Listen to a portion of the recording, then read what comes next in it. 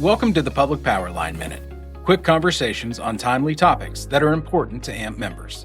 I'm Zachary Hoffman, Manager of Communications and Publications with American Municipal Power, and in 5 minutes or less, I'll help you to stay up to date on the latest issues of importance.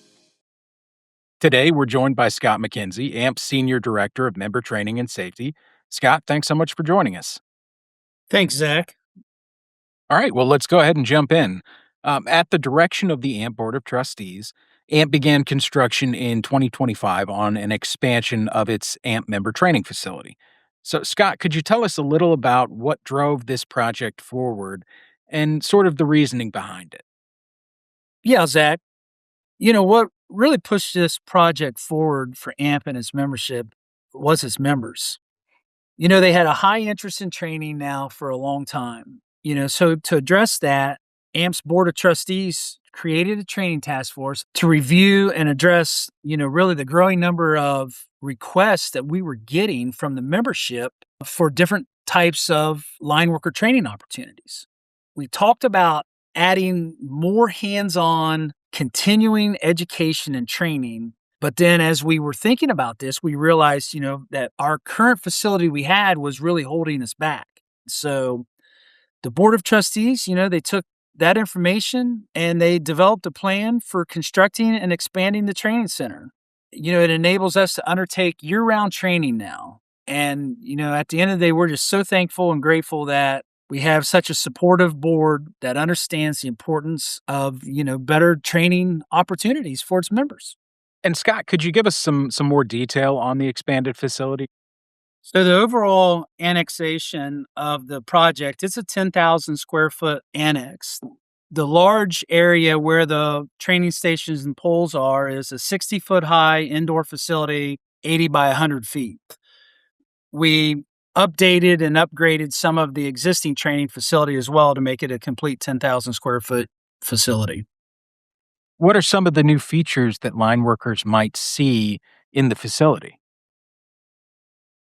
So we basically have developed a 3-phase low voltage power supply system that will feed the training transformers, and we'll be able to have safe training voltages when I have the apprentices in front of the workstations. It'll all mirror what line workers see and encounter when they're actually working on an energized power bank out in the field. The difference for this is if they mess up and make a mistake, it won't put anyone in danger. We're not training strictly out of diagrams and textbooks now. We're training on real equipment. The facility will use actual utility-grade training transformers, the kind you'd see on a pole or even on underground in a pad mount installation in any of our member communities. And these are the real thing. They're mounted the way that they're mounted on in the field. They're real bushings, real connections, and the apprentice will have to make, they'll have to use this and do the wiring and troubleshooting and configuring with their own hands. All right. And just lastly, where can members go to learn more about their training opportunities? And are there still spots available for the line worker training? Yeah, you can find out all the training information on the AMP website. We have a catalog on there for AMP technical services and training courses, along with a link that sets you up to sign up for this year's line worker classes, which we still do have spots available. Excellent. Well, thank you for joining us today, Scott. I'm really looking forward to getting out there and checking out the new facility myself. Well, thanks, Zach, and thanks for the interest in the AMP line worker training program, and can't wait for you to get over here and check out the new building. I'm Zachary Hoffman, your host for the Public Power Line Minute, brought to you by American Municipal Power. Thank you for joining us.